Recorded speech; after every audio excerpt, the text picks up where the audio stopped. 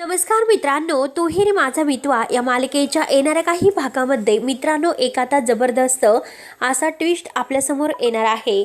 त्या ट्विस्टमध्ये आता असं होणार आहे, राकेशने मात्र गेम पलटून जो काही आता हा गेम खेळलेला आहे, तर आता जे शलाकाचे खोटा काका आणि काकू यांना बनून जो काही आता मोबाईलवर व्हिडिओ मात्र आणि ते जे बोललेले आहे, कारण अर्णवने आम्हाला 25 लाख रुपये देऊ केले आणि 25 लाख रुपये देऊन आता ह्या राकेशच्या विरुद्ध खोटं जे बोलायला सांगितलं आणि आता ही जे काही खोटे काका आणि काकू आहे हे मात्र आता खरे आणि काका काकू ईश्वरी त्यांना शोधून आणते आणि खरे काका आल्याने मात्र आता अंजली समोर सत्याचा उलगडा होऊन राकेश कसा फ्रॉड आहे हे सत्य लवकरच येणार आहे।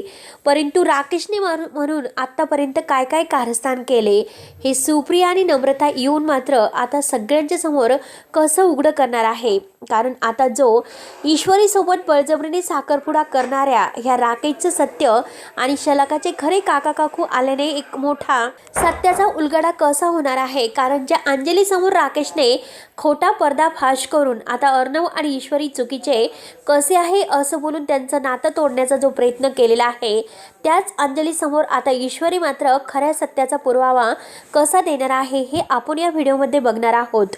त्यासाठी मित्रांनो व्हिडिओ शेवटपर्यंत नक्की बघत राहा आणि जर आपल्या चॅनलला तुम्ही सबस्क्राईब केलेलं नसेल तर आता सबस्क्राईब करण्यासाठी मात्र विसरू नका।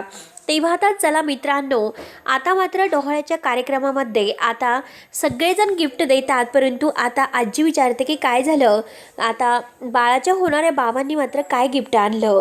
त्यावरती आता राकेश नाटक करून आता त्याने अगोदर हा प्लॅन रचून ठेवलेला आहे, कारण आता राकेशने जे खोटे काका आणि काकू यांना बनावट नाटक करून तेथे जे काही खोटं बोलायला सांगितलेलं आहे आणि त्याच वेळेस मात्र त्यांच्याकडून जेव्हा अर्णव ईश्वरी माघारी येतात, आपला एक माणूस पाठवून मात्र तेथे त्यांच्यावर कडून आता तो जे काही अर्णव ईश्वरी तेथे गेलेले आहे हे सर्व आता व्हिडिओ कॉलवर मात्र आता व्हिडिओ करून आता अंजलीला दाखवण्यात येते। अंजलीला मात्र आता विश्वास बसतो आपल्या नवऱ्याचा, म्हणून अंजली आता आपल्या सख्या भावाच्या म्हणजे अर्णवच्या जीवापाड प्रेम करणाऱ्या अर्णवच्या या राकेशसाठी कानामागे देते। ईश्वरीला याचं खूप वाईट वाटतं, कारण ईश्वरीला असं वाटतं की आता दोन इतकं प्रेम करणारे बहीण भाऊ काही झालं तरी ह्या राकेशच्या अगदी खोट्या चालीमुळे वेगळे व्हायला नको आहेत, त्यासाठी काहीतरी आता मलाच करावं लागेल।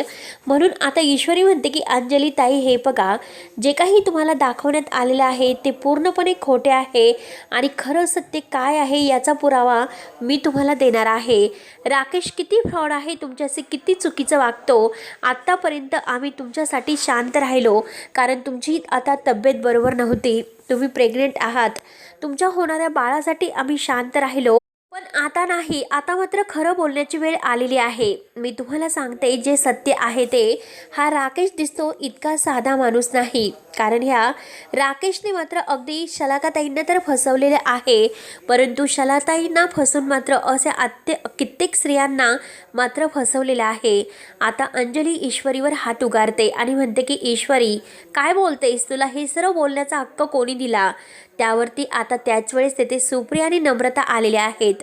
आता सुप्रिया आणि नम्रता म्हणतात की हे बघा अंजली ताई, आम्ही शांत बसलो, आत्तापर्यंत तुम्हाला सत्याचा उलगडा आम्ही नाही केला, परंतु आज मात्र जे सत्य आम्ही तुम्हाला सांगणार आहोत ते सत्य असं आहे की आता जो कोणी माझ्या ईश्वरीशी लग्न करायला तयार झाला होता तो केवळ आणि केवळ हा तुमचा नवरा राकेश आहे। या राकेशने मात्र आमच्याबरोबर राहून जे काही आम्हाला फसवले आणि आता मात्र जे काही तुम्हाला फसवत आहे, अंजली ताई तो फक्त तुमच्या प्रेमाचा फायदा घेतो, हा माणूस दिसता तितका साधा नाही, माझ्या ईश्वरीशी खोटं लग्न करायला निघाला होता आणि ईश्वरीला फसवायला निघाला होता, पण त्याच वेळेस अर्णव सर तेथे आले आणि माझ्या ईश्वरीचं आयुष्य वाचलं।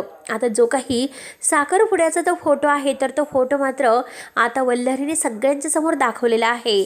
तेव्हा आता अंजलीच्या पायाखालची जमीन सरकते आणि त्याच वेळेस मात्र आता जे काही पोलीस आहे तर ते पोलीस मात्र हे शलाकाचे काका आणि काकू आहे तर त्यांना घेऊन येतात। तेव्हा आता राकेश म्हणतो की हे कोण आहेत, तर आता अर्णव विचारतो की हे कोण आहे, तर आता इन्स्पेक्टर साहेब म्हणतात की हे शलाकाचे जे काही मर्डर झालेला आहे तर त्या शलाकींचा मात्र आता हे काका आणि काकू आहेत. राकेश लगेच म्हणतो की काय बोलतात, तिचे काका आणि काकू हे तर अगदी अर्णव आणि ईश्वरी त्यांना भेटायला गेले होते आणि त्यांनी फोनवर मात्र आता जे सांगितलं आहे ते सत्य आहे, तुम्ही खोटं बोलतात आणि हे काका काकूसुद्धा खोटे आहे. आणि त्याच वेळेस ईश्वरी आता पुढे येते आणि ईश्वरी म्हणते की हे खोटे नाहीत, कारण आता मला शलाकाताईंनी सांगितलं होतं, कारण त्यांचं फक्त आता ह्या अगदी जगामध्ये कोणीच नाही एक काका आणि काकू सोडून. त्या फक्त आता त्यांच्या नवऱ्याने त्यांना फसवलेलं आहे आणि त्यांचा नवरा त्यांना फसून मात्र जे काही फसून आलेलं आहे तर त्याचं सत्य उघड करायला जेव्हा गेल्यात आणि आता तुम्हीच आता हे राकेश आहे म्हणून मात्र आता शलाकांना हे कळाले आणि शलाकाचा मर्डर तुम्ही केलेला आहे. तर कारण हे शलाकाचे खरे काका काकू आहेत आणि जे फोनवर व्हिडिओ कॉलवर बोलत होते तर ते मात्र खोटे आहेत. आणि त्याच वेळेस मात्र ईश्वरी त्या खोट्या अगदी बनावट काकाला सुद्धा तेथे घेऊन येते त्याची गचंडी धरत आणि त्याला गचंडी धरत तेथे घेऊन येऊन खरं सत्य काय आहे हे अंजली ताईसमोर उघड करायला लावते.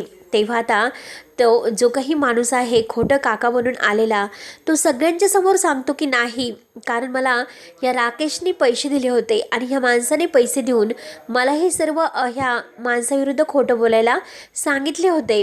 कारण आता जे सत्य आहे ते सत्य मात्र मी आज तुमच्यासमोर सांगतो, कारण आम्ही शलाका कोण आहे तिला नाही ओळखत आणि आम्ही तिचे काका आणि काकूसुद्धा नाहीत. आता जे खरे काका काकू आहेत ते मात्र सगळ्या सत्याचा उलगडा पुढे होतो आणि आता शलाकाचा नवरा मात्र हा राकेश आहे आणि हा राकेशने मात्र आमच्या शलाकाला फसवलं होतं.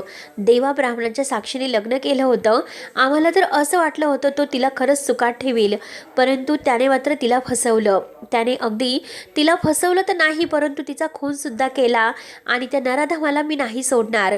आणि त्याच वेळेस ईश्वरी म्हणते की आता जे काही तुम्ही खोटं बोलतात आणि अजूनपर्यंत आता हे सर्व पुरावे तुम्हाला मान्य नसतील म्हणून ईश्वरी आता जो काही मोबाईल शलाकाचा मोबाईल आहे तर तो मोबाईल रिपेअर करणाऱ्या माणसाला सुद्धा तेथे घेऊन येते आणि त्या माणसाला मात्र आता सगळ्यांच्या समोर सांगायला लावते की जो काही शलाकाचा मोबाईल रिपेअर करायला आम्ही त्या माणसाकडे दिला होता आणि तेथून तो फोन कोण घेऊन आलं. तेव्हा तो माणूस राकेशकडे बोट दाखवतो. आता ह्या मोबाईलमध्ये काहीतरी सत्य दडलेलं असेल यासाठीच मात्र राकेश तेथे गेला, खोटं बोलला आणि मी अर्णव सरांचा ड्रायव्हर आहे असं त्यांनी त्या माणसाला सांगितले आणि त्याच्याकडून शलाकाचा मोबाईल घेतला.